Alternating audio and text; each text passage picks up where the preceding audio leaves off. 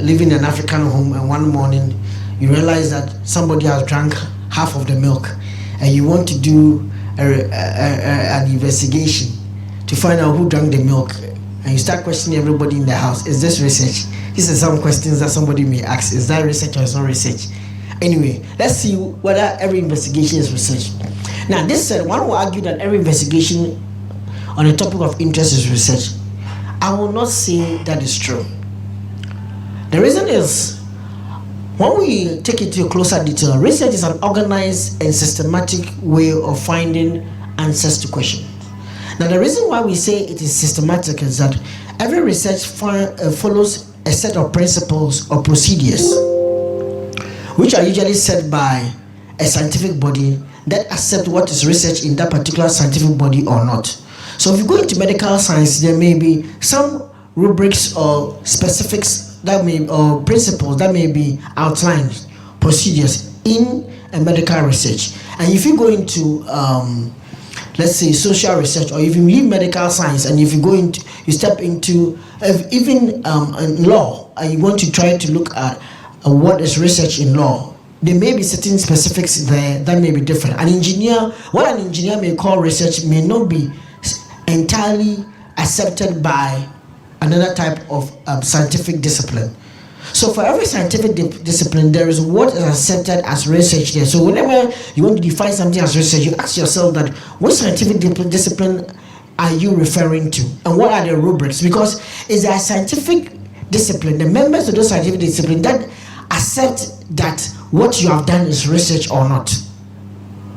I hope you understand what I'm trying to say. For example, let's take a very, if you go to a mechanic and your car is broken down, he's going to ask you a number of questions that have you checked your oil? Have you done this? Have you done that? He'll try to engage you into an investigative process to know the possible reason. He's also trying to find what answers to the question of why your car is not working. So you go through a number of things, and then you ask that, do you do this? You don't do this, and you eliminate all the other possibilities to be able to arrive of the one particular reason why your car may not be working, and then give you a solution. Now, because he is a mechanic, there are certain questions you ask. Now, if you took that same car to a medical doctor, he will not ask you those questions. Is that not true? Again, the medical doctor will take a stethoscope, will take your temperature. Can you take a temperature of a car? No, sometimes you can. You can feel the engine to check whether it's warm or not. But technically, you cannot put a thermometer in the engine and say that I'm taking a temperature to be able to diagnose them. But modern science has even given us the diagnostic machines for cars now. I think you've heard about that you can put a machine in the car to tell you that it should be able to tell you whether, based on the model, what could be wrong with the car. Now, it's out of somebody's research that particular machine that has been developed to be able to help in the diagnostic process of finding out what is wrong with the car or not. In the same way, if your car and your car has a tail light broken, and I take it to a lawyer, the lawyer will ask different questions in arriving at the answer as compared to what a mechanic will ask. A policeman to me ask. So for every particular discipline of science or of knowledge, there are certain rubrics or procedures that you may follow.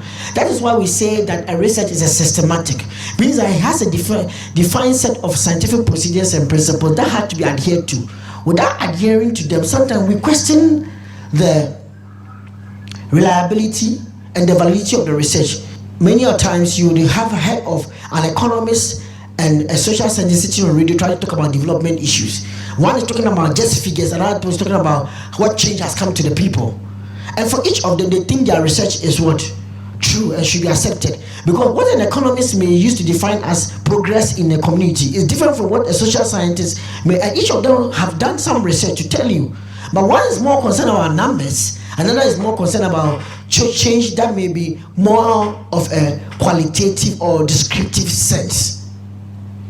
I hope you understand what I'm trying to say. So that's why we say that it's a semantic.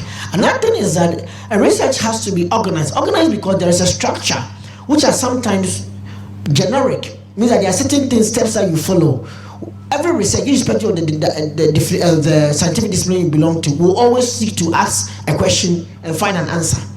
Now the answer can be yes, no, or maybe, but it's still an inquiry process. a process of inquiring. And because of that, we say that it's organized, following a method or a set of steps. It means that there's a process that you go through to get your answer. And that process, if you don't adhere to the principles in that process, we will say that your research is not well done. Okay. Now, a research will also find answers, and the answer can be yes, no, and maybe. So there's always an answer that a research may arrive at.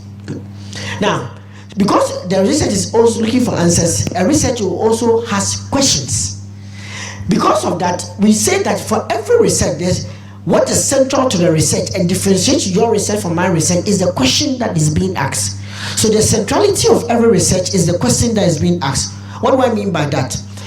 For the same tail light of a car that is broken, the question that the lawyer will ask will be different from the question that a mechanic will ask, and the question that the policeman will ask. Maybe that of the policeman will be a little bit closer to that of the lawyer, but all of them will be what? Different. So the centrality of every research is the question that is being asked. If you go into a community and there is high teenage pregnancy, and we'll bring an economist to ask a question and do a research, he will ask a particular type of question. If you bring a behavioral scientist coming from maybe School of Public Health to also find out why there is high teenage pregnancy, there will be a different question. If you bring a cultural anthropologist from social science department to also try to find out why there's high teenage pregnancy, he may lead to certain norms or cultural behaviors and patterns that, because of the absence or the presence of them, may be causing or may leading to the high teenage pregnancy. So when we say that the centrality of every research is a question that is being asked, so that if you do some research and your question is not right, the research falls apart. That is why at the end of your research process, at the end of your thesis, at the end of the work, we ask, have you answered the research question?